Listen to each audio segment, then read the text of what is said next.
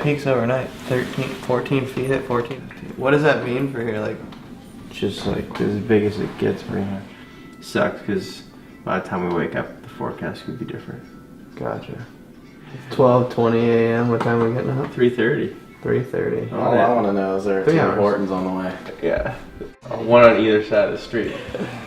We have 1.5 days to nail 1 hurricane swell.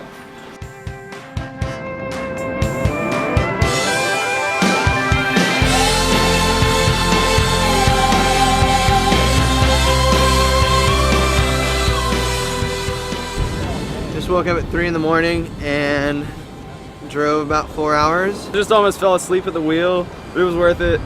And then got lost in the fog. The whole East Coast is beach break, so we wanted to come somewhere a little bit different, and we're about to go surf. Perfect, head high, overhead, left-hander.